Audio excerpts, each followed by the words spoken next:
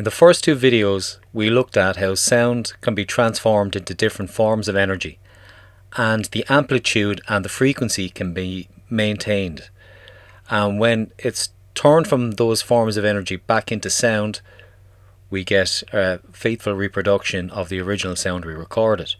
So with analog recording, first of all, the microphone takes the sound in as a vibration, and then through electromagnetic effects that we looked at in the other videos, that's turned into an electrical signal which has the same amplitude that goes into positive and negative bipolar amplitude and the same frequency as the original sound.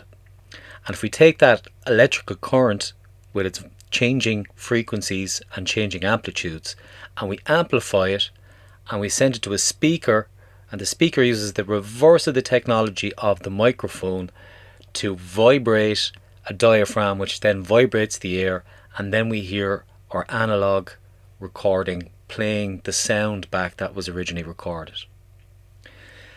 Digital audio needs analog audio to work.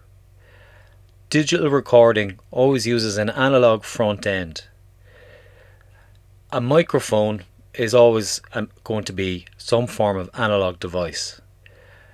Digital recording can take the voltages that microphones and other instruments send, and what it does is it accurately maps how those voltages change over time, and it stores that mapping information inside the computer as digital bits. So it measures finally the changes in voltages over time and then stores those changing voltages. So with digital recording, first of all, it's converted into an analog signal. This analog signal is filtered to remove frequencies which humans can't hear and which might mess up the conversion process. And then it goes into an ADC, and an ADC is an analog to digital converter. And once it's been converted into digital information, it exists as ones and zeros. I'm going to look at that a bit closer. And for that to be heard again as sound, it has to go through the opposite. It has to go through a digital to analog converter. And that then produces an electrical signal again, which can be sent to an amplifier and to a speaker, and we hear the original sound. So we're all fairly used to looking at these style waveforms, or waveform diagrams. So we have, there's the point of highest amplitude, this point of lowest amplitude. Now, as a wave like this goes into the analog to digital converter, the analog to digital converter measures it. So it gets a measurement for how powerful it is, how loud it is. It gets a measurement of the amplitude. And it does that at a regular interval.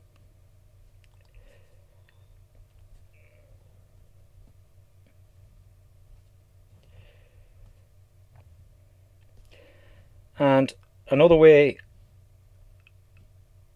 you could name this is you could say that the analog to digital converter samples the sound at a regular interval, and the sample then contains the information of how loud it is. Now, so these are the times that is sampled, and you see they're on the time axis. So that's called the sample rate.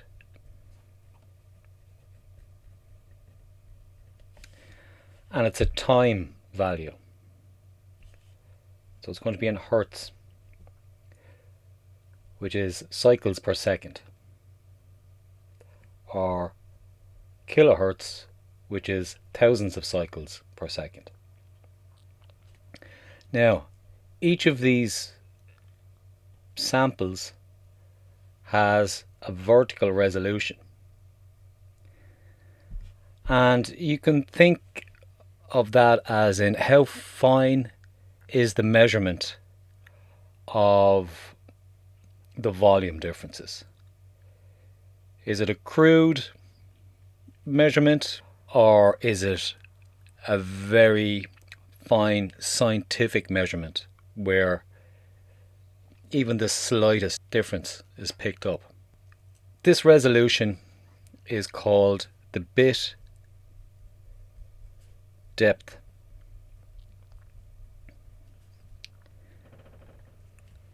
So sample rate is how often the sound is measured per second, and the bit depth is how detailed are these measurements.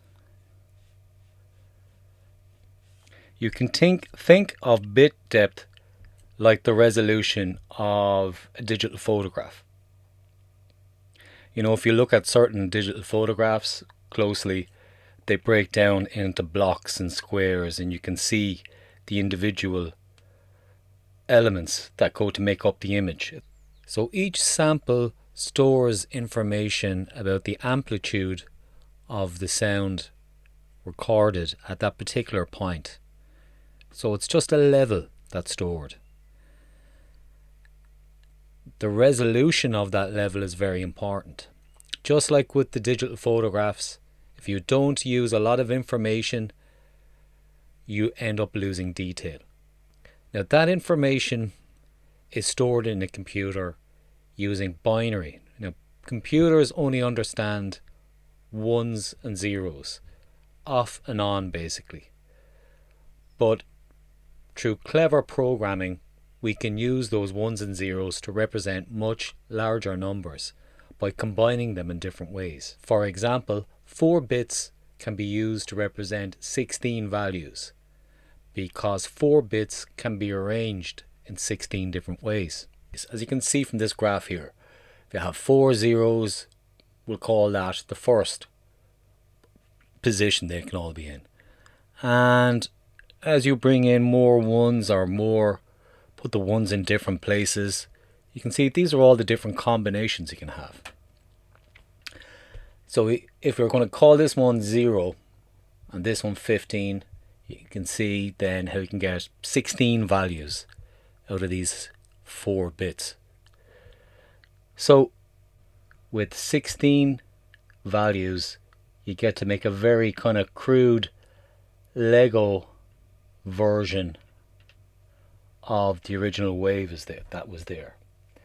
So to go back to my drawing, if the red line is the initial analog signal, then this very crude digital system would recreate something like this inside the computer.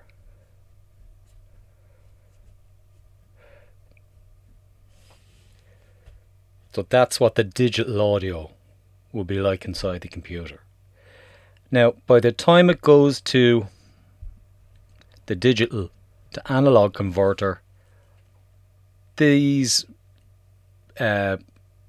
stepped edges will be smoothed off again using a filter.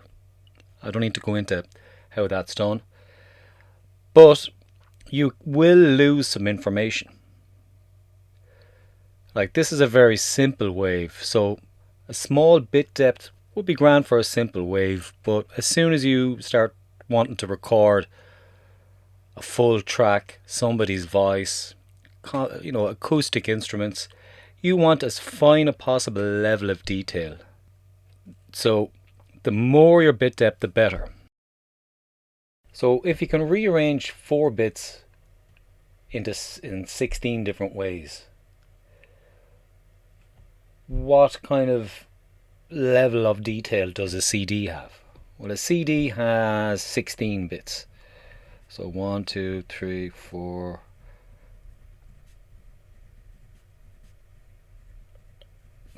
So that'll be the first bit. Combination.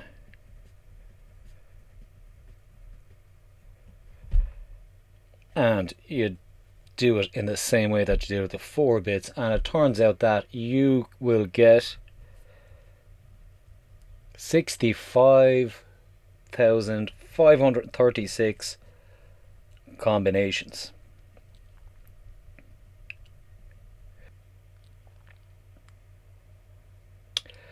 So with 65,536 different possible level values, that captures a lot of information.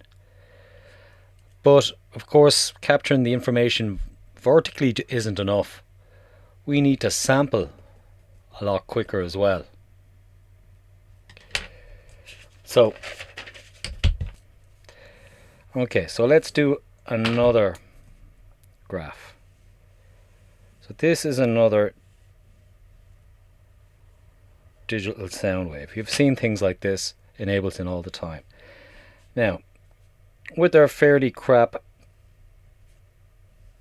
sample rate, we have no problem with the lower frequency sounds. Remember, the speed that our sound wave moves through the center line, that's the frequency. So the frequency speeds up over here. So look what happens then when I try to measure this.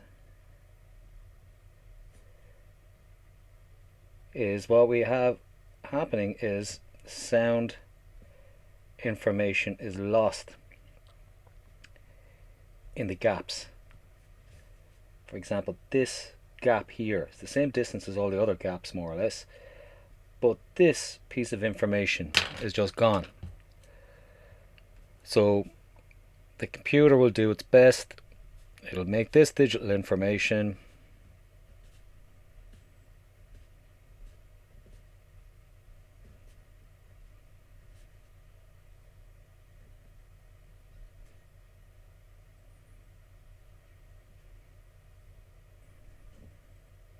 and after losing that little bump there as well.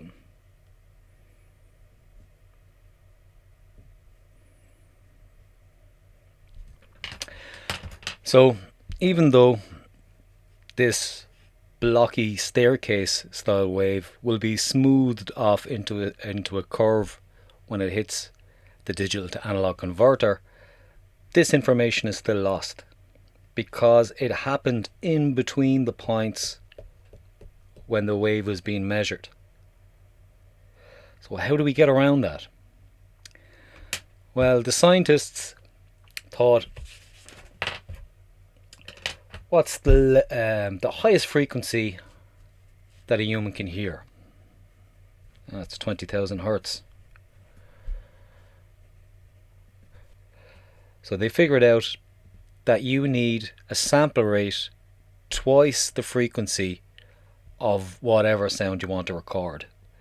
So you need 2 samples for every cycle of the wave. So if that was at 20,000 hertz, you need 1 sample, 2 samples. So it can rebuild that as digital information. But remember, it'll get smoothed off, so it'll be back to a nice smooth curve again. So that's 40,000 hertz. Now, consumer CDs actually have a sample rate of 44,100 hertz. This is called the Nyquist theorem.